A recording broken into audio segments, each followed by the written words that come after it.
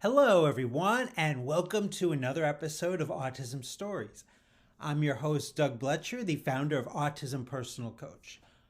Autistic people are the true experts of the autistic experience, and Autism Stories is where we interview autistic people to learn from their stories, experiences, and get their insights. If you'd like to be notified about each week's episode of Autism Stories, we suggest you subscribe on your favorite podcast listening platform. We'd also appreciate it if you could give us a positive rating and review, as it will help others to learn about autism stories. On today's episode of Autism Stories, Grace Ogden Parker joins me to discuss various forms of ableism, the importance of lived experience, and being a parent. Now, during this episode, you may hear Grace's child in the background, so if you hear any happy noises, that's why.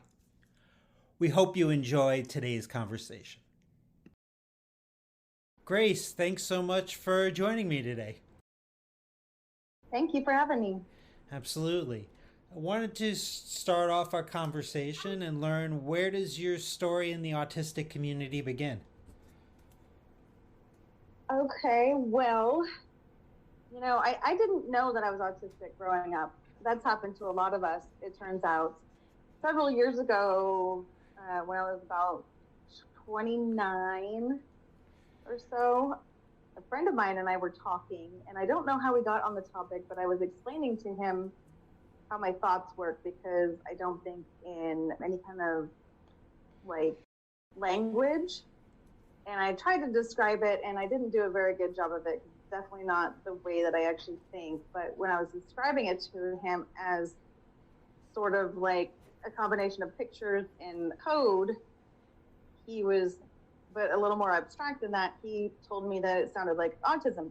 I had never heard someone say that before about autistic people thinking in those ways. And in fact, it'd been a long time since I heard anything about autism at that point in time, because I was out of college, and it had been a while since I'd taken any psychology, which I didn't, get a degree in. So it's not like I have a deep knowledge from college, but the medical model, especially back then, was so limited that I never really saw myself in that description that they had in my psychology class. So it didn't ever dawn on me, We took a class called abnormal psychology, which in and of itself is the most ableist title for a course I've ever heard in my entire life. Right. But it was I was taking a sociology degree, and it was part of my criminal justice concentration. So I took abnormal psychology, and I find these things fascinating. So I actually really like psychology, even though at this point I understand better how it's not exactly accurate. Anyways, diverging just a tiny bit there. I'm back.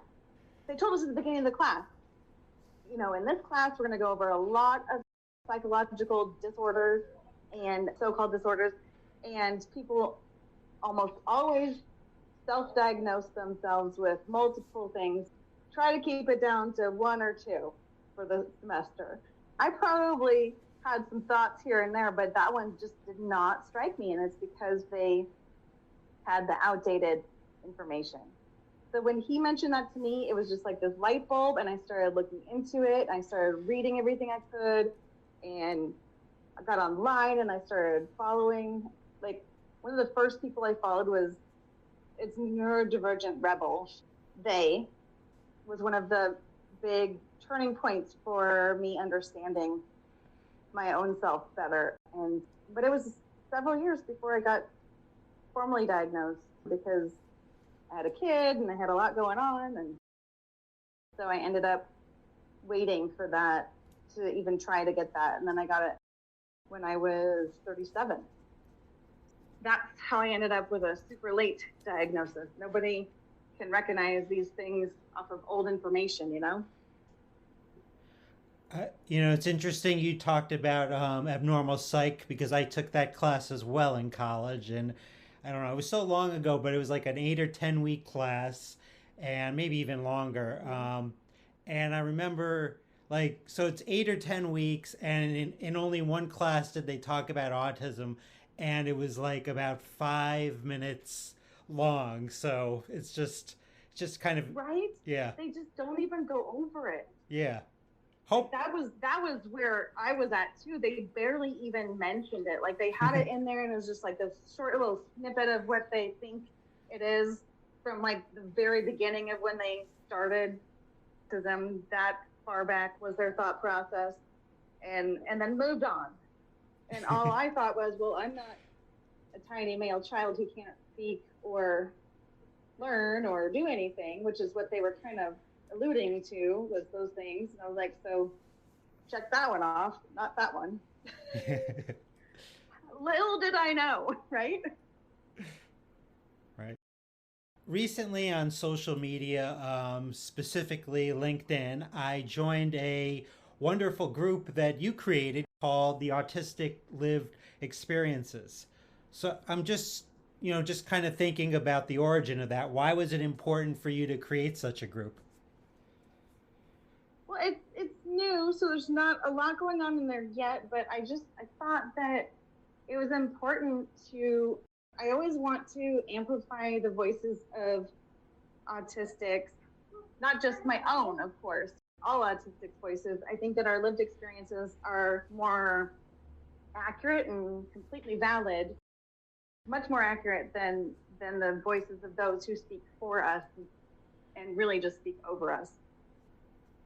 So I wanted to kind of create like this space where we could kind of share with each other our thoughts, and if anybody wants to give feedback or not, but just I know that we all have a lot that we want to put out there, but we don't always feel safe to, or we don't always feel heard or something like that. So I was thinking that it would be good for us to have like a group where we can just kind of info dump on each other and kind of like build off of that. And so that's kind of the goal. I threw some of my blogs that I'd already posted on LinkedIn in there just to kind of get the ball rolling. And then a couple of people have posted a couple of things. So it's very new. I hope that it kind of picks up and some people get into sharing their thoughts, and we can build a community there. Now, talking about lived experience, you were on the board of the Autistic Women's Alliance. Can you talk about that experience and how Autistic Women's Alliance is helpful to autistic people of marginalized experiences? Autistic Women's Alliance, it says women's in the title, but it's actually for all marginalized genders. And so anything that's not cis male, I suppose. But changing a name of an organization is far more complicated than just explaining that. So that's where we go with that. We make sure that it's included on the logo, but we didn't change the name. But I think it's pretty great because it's designed to, well, in the long run, the goal is to have mentors that are autistic peers, as opposed to autistic people being mentored by non-autistics, which is the norm that you see in employment. Carrie Hall, who started it and who is still running it, and I think she's amazing. Carrie essentially decided what I was just describing to you just now. That was kind of her vision, was that you always see in employment, whether it's pre-employment or within the company once you're hired, that autistics get mentoring from non-autistics. And she thought, well, we can do better than that, because that's not a super helpful approach, according to Carrie. And I kind of agree, because I think that it spends a lot more time on how to change us versus how to help us support our own needs and succeed. And she wanted to start an organization that autistic people will mentor other autistic people to help them in various stages of employment, whether it be gaining employment, working within their employment, and all of the stuff in between. And so that's the great mission that they've got going there. And my favorite part of the whole thing while I was there is that they have a monthly coffee chat, which is the first half hour or so is like a presentation that kind of sets up the topic and gives everybody kind of a baseline to start with, a little bit of information about what the topic is and what the meaning of things are and stuff like that. And then it opens up to discussion with everybody who's attending. And so we get to kind of share, like I said, share that community of ideas. And I think that that's pretty great because it's a nice safe space in the coffee chat for autistic people to talk to each other without there being people who are claiming to be there for us, but are just fighting against us, you know. So it's one of those situations where we can just speak about our experiences and kind of support each other. But it's not a support group, so it just kind of feels like it because it's so supportive. So that was my favorite part of that. And we did do a intersectional panel. Let's see, in August we did that. We hosted that, and that was pretty great. And it was a fun ride, but it was a bit too much for me for that time frame. And I kind of want to lean into other areas of my advocacy, whereas that was a very focused area, and it's not the only area I want to work on. So I kind of just stepped back and made some room for some new people to pop in, and they're building that up, and their plans are moving forward. It looks like it's going to be really great. Mm-hmm. Now, talking about other areas of advocacy, I read a really well written and I would say thorough blog you wrote about ableism and the subtypes of ableism that maybe people don't think about as often. So what are some of the subtypes that you think people should be more familiar with?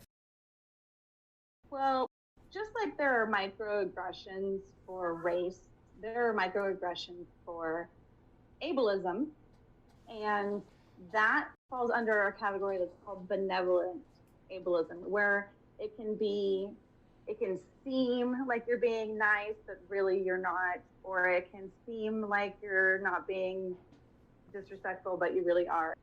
And it doesn't just have microaggressions in there. Like a lot of times autistic people get infantilized. People think that they're being super, super nice to us, but really they're just like treating us like babies. So that can be an issue as well. And so that's an area that I think is important for people to pay attention to, is that ableism isn't just like straight up the worst of the worst that is just completely obvious to people. A lot of times it can be that wanting to help and really you're harming by trying to help. It's a lot of if you treat someone like they're high functioning autistic, then you take away their support and you invalidate their experiences. But if you treat someone like they're low functioning autistic, you're taking away their agency and their competency. And the reality is that there's not as huge a gap as people think there is. And high and low functioning is a myth, but there's not that huge of a gap per se. I think that certain supports can be more significant for some autistics than others, particularly if there is limited access to language. But as far as high and low functioning, it doesn't even exist. Sometimes it's high or low masking, or it's high or low support, but really it doesn't do anybody any good to kind of lean on the scale of high or low. It's just a matter of individuals. We're all individual people. Another big one that is important is internalized ableism. A lot of people will lean into, well, this autistic said this or did that or has this perspective, and so obviously we're not wrong to think that. Well, actually, I have seen some out there. I saw a movie, I'm not going to name it right now, but I saw a movie that was made back in 2001 by an autistic person, And if you don't know much about it, you might think it was being kind and being positive and everything like that. But then you sit there and you listen, and the parents are talking about it all like it's super negative, and just all of the rhetoric about it was super, super negative. And I've seen some of the people call them the OG, the original autistic advocates in the beginning, were also following what was understood back then. And then that got internalized into them. And it took a really long time for any of them to kind of see a different view. And internalized ableism, I kind of equate that to like Stockholm Syndrome, where you're relating to your captors or your abusers and their perspective. And so you start to adopt their point of view and you become an advocate for their ways. That's how I view internalized ableism, is a very similar way that society has indoctrinated us with the very harmful views of ourselves and of others who are like us or unlike us for that matter. And it can be really, really damaging, both to the person who has the internalized ableism and to the ones that they spread their words to, you know. And then I think there's one more that I think is pretty critical before I get into systemic ableism, because that's going to be my biggie. But one more little piece is the concept of inspiration porn. And I think that one really plays a huge role because people think that they're being super nice in that. And it falls into the benevolent category because people think that they're being very supportive, very positive. They're lifting people up. They're saying, oh, look at this amazing person. But the reality is that they're putting us on this pedestal solely because we've accomplished something very basic.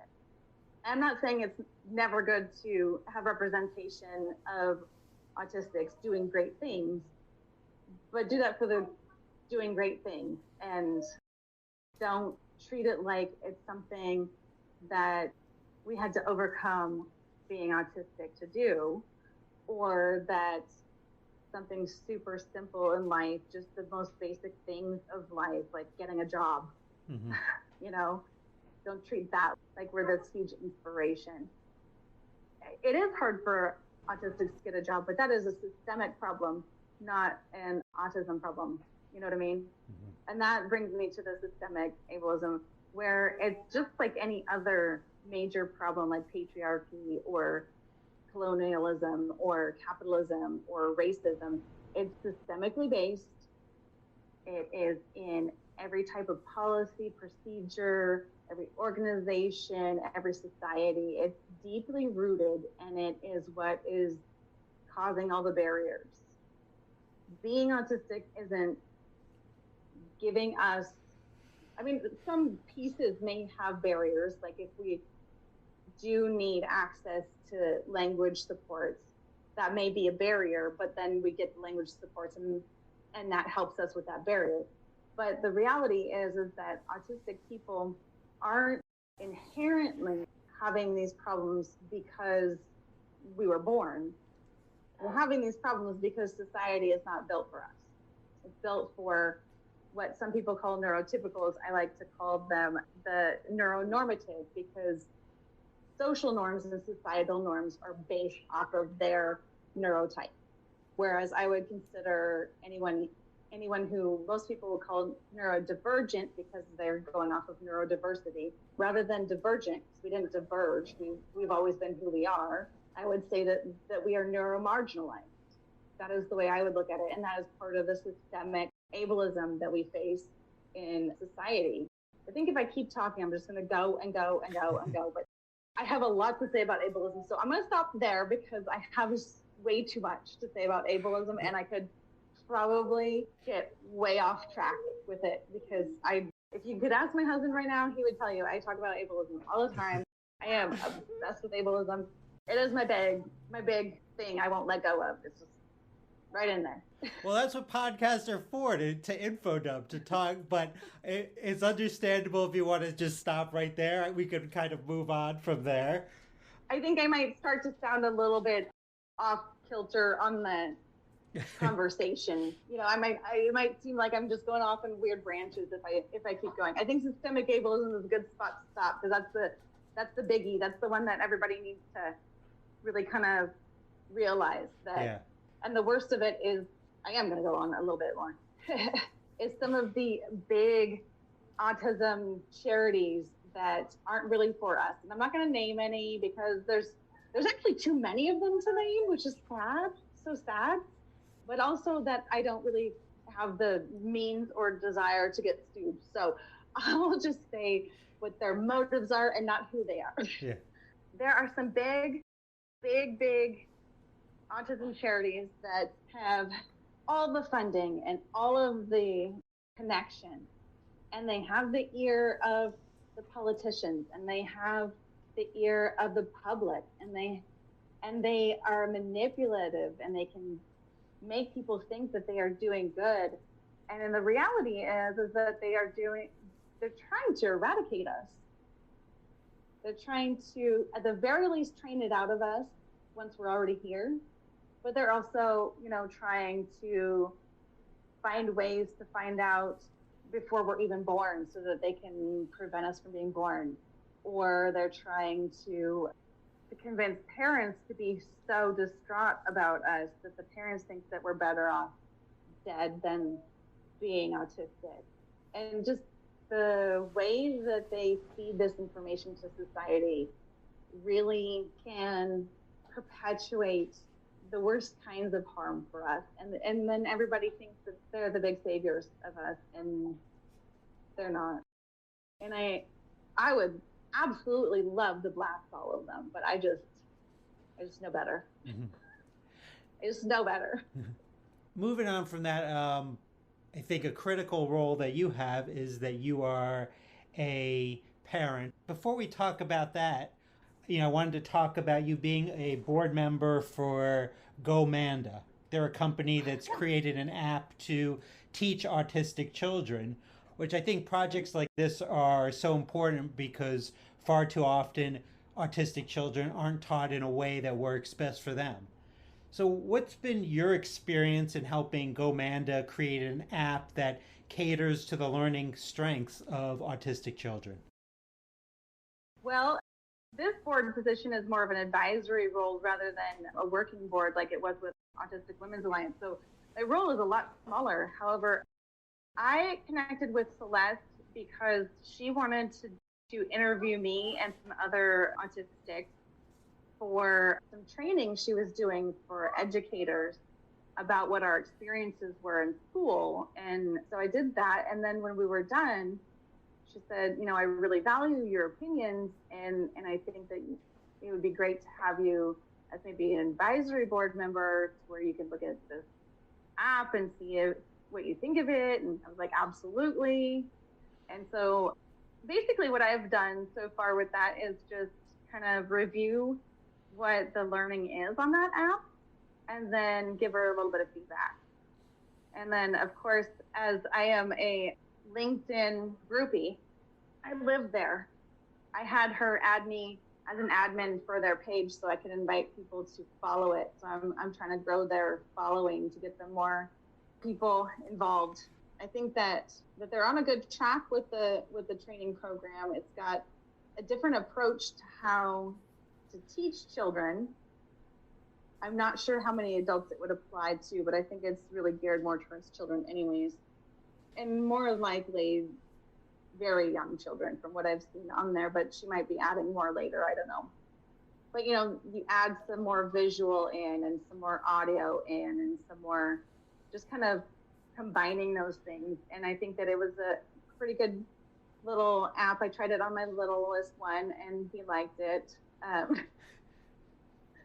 I poked around more than just with him, but I think it's a great app. And I think Celeste is doing some great work in general with the way she's doing her trainings and stuff like that. She has some experience as a sister of someone with autism or someone who is autistic. I don't know how her sister identifies. That's all I know about that so far. Now, we talked about you a little bit earlier being a mom, and I'm always interested in people that have roles that I don't have. So I'm not a parent, but I'm interested in kind of you have your work life, but also you have your life as a parent. So how do you go about managing your work life while at the same time making sure your son gets his needs met? Well, I'm on my second kid now. But he's the first one that I've been home full time the entire time. So with my daughter, I was a single mom, so I had to work, and so she went to daycare a lot. But we still had evenings and weekends together, all the usual stuff that all parents do. So I was lucky to have the supports I had, and everything was great.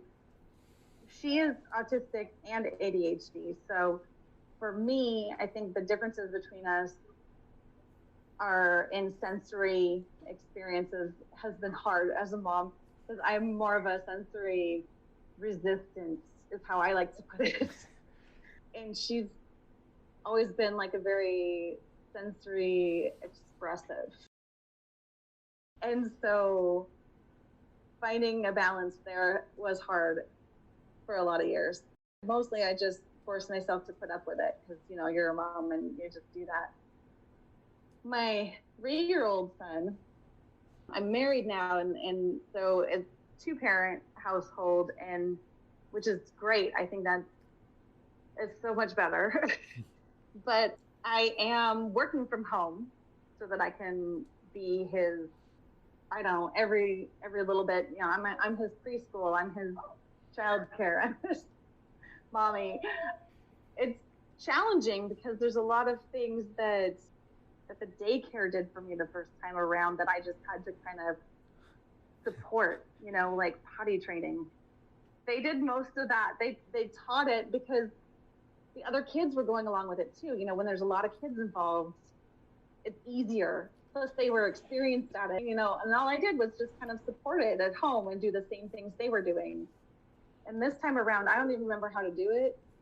I'm terrible at it. But we're getting there. We're working on it. We're getting there. But then like the preschooling thing is so much fun. And all of this is to say that, yes, I do work from home, but I did start my own business so that I could have flexibility, and I do social media for businesses. So it's an extremely flexible job, and it's just part-time. So I can kind of, go to the park whenever we need to go to the park, or feed him whatever he needs, or let him run around yelling funny sounds like right now. And he's very active. He's really into his balance bike right now, so he's just riding that around the house. Lastly, before we go, I hear you're in the process of writing a book. So I'd love to learn what the heck this book is about and where you are in the process. Well, let's say processes for sure. I'm not done, that's for sure. I wrote a ton, and then I tried to get some people to read it, and they were like, "That's really long." Okay, sure. And then I went back and looked at it, and I was like, I need to kind of break this into 2 books, because some of it is really just all advocacy stuff, like knowledge, like info dumping. And then some of it is like my personal experiences. And so like I kind of need to just like separate those out and have those be 2 separate things. And then from there, we'll kind of figure out what's what. I started pulling it apart. I'm not done pulling it apart, but I do know what I want to title one of them. I named it Call Me Autistic. It's a neurotype, not a disease. And I'm probably going to go on the advocacy one, which I think needs to be later. Even though it has the most information already, I think it needs to be later because I got to pull stuff out. Just like I said, I can't go naming names on here. I got to pull some stuff out because the advocate in me, the passionate advocate in me wants to call people out, and it's not a good idea. So I got to pull some stuff out. I also have to update some things because a lot of stuff has been ongoing and changing, So I need to do that. That's probably going to take longer. So I'm trying to decide what to name the one that's going to be about my experiences one. I almost want to put the Call Me Autistic on that one, but then I feel like it ties better with the info dumping, because I talk a lot about, I don't want to assume that you've heard about, but I don't want to assume that you haven't heard about the UN Convention on the Rights of People with Disabilities. Mm-hmm. You know anything about that? A little bit, yeah. Okay, so when I was researching for my book, I came across that. I don't know how I didn't know about it before that, but I didn't. So when I was researching for my book for more information, I just became obsessed with that. I just went on a deep dive on that because, well, the ADA, the American Disabilities Act, did a lot for us. There's so many areas that it didn't cover for us that I feel like the CRPD does. And I know that Obama, when he was president, signed it, but we can't get Congress to ratify it, and that's driving me crazy. I keep writing letters, and I'm a bit obsessed with the CRPD. That would take us hours for me to unravel if we were to talk about that. But that is in my advocacy half of the book. So that one's pretty lengthy. It has that and a lot of other advocacy stuff that us research type minds can really find a lot of information. Well, I don't know who the people were that said it was too long, but for someone like myself, where any book is pretty much too long for me to finish, I guess it's in your perspective. They didn't really say that because they're both neuronormative minds, so they didn't really say it like that. They just kind of went like, yeah, interesting. I skimmed it.